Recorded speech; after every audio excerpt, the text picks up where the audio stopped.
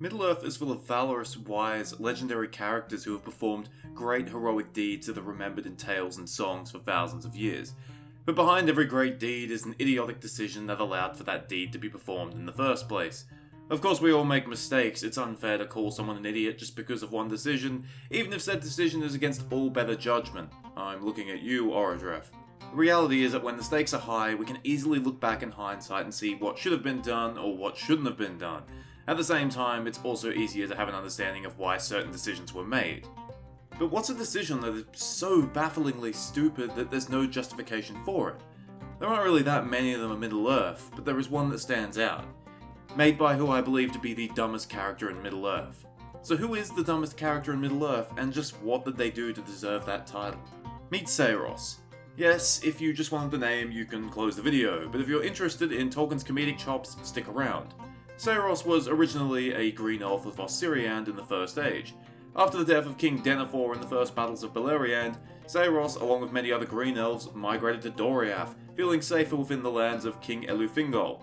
Amidst these people, now known as the Guest Elves, Saeros rises to a position of influence, landing himself a spot within Elufingol's court. Perfect. Well done, Saeros. Saeros presumably spends most of the First Age in Doriath, not doing anything of note. In fact, Saeros only becomes relevant in the year of 484 of the First Age.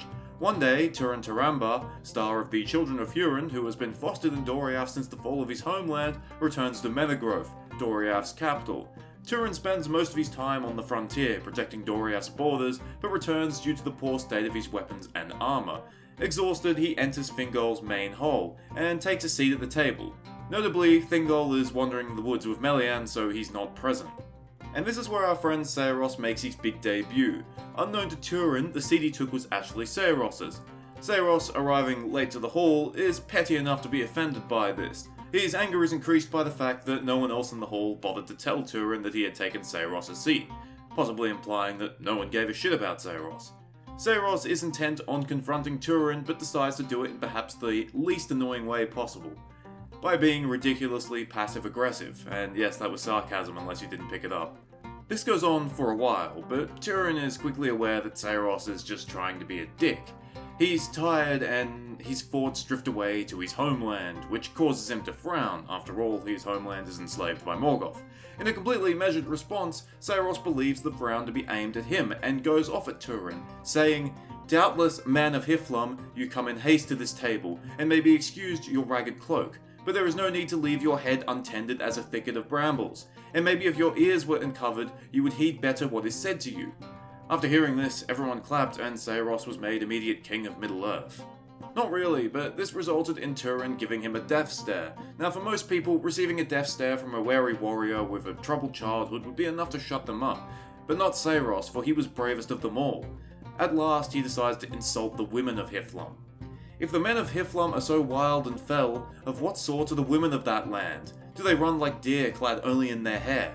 Now, to be fair to Saeros, this does actually end up happening, but Turin is understandably pissed. He responds by throwing a goblet at Saeros' head, injuring him and probably concussing him. That would explain his later actions. He draws his sword but is restrained by Mablung. Doubling down on his stupidity, Saeros gets back up and continues, calling Turin a woodwose and claiming that he'll face the justice of the law for this. Turin shrugs and leaves, seemingly satisfied with the outcome, and Mablung calls Saeros an idiot. Saeros then responds by saying that if Turin comes near him outside the halls, then he shall kill him. Mablung then warns Saeros, saying it might well go otherwise.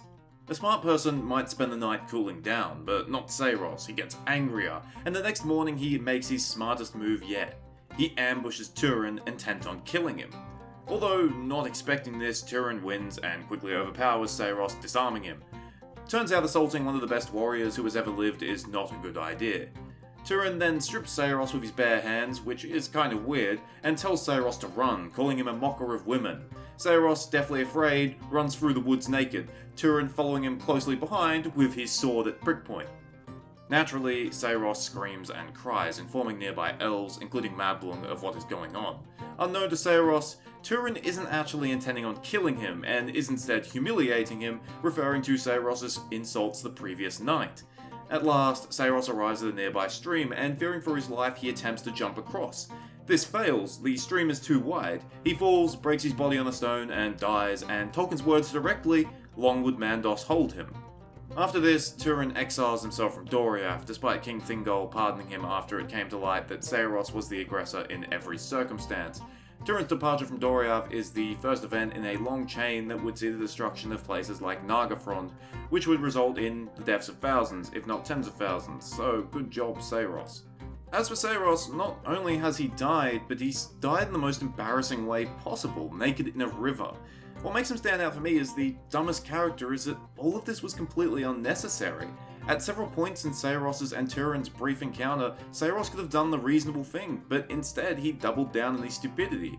Instead of perhaps immediately confronting Turin or, not worrying about it like a reasonable person would, he went down the path of sustained mockery and insults. Instead of forgetting about it overnight, he decides to attack someone who is far stronger than himself.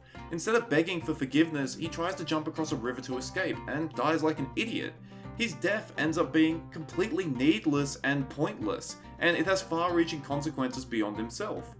Other characters who made stupid decisions have the benefit of either being put in a tough situation, or have been the wronged party in the first place. Saeros got himself killed over a fucking chair. Saeros' whole role in the story can easily be summed up with the Ron Burgundy meme. Boy, that escalated quickly. Thanks for watching, I hope you enjoyed it, or at least found it interesting. Originally I wanted to do a video on the Witch King, but I really wasn't happy with how the project was working out, and lots of other content creators have already done videos on the Witch King, so I put that to the shelf for the moment. So I decided to do something that I've wanted to do for a long time, but I just wasn't sure of how to slot it in. Back to War in Middle-earth next week, and until then, stay safe, and remember, don't be passive-aggressive, just be aggressive.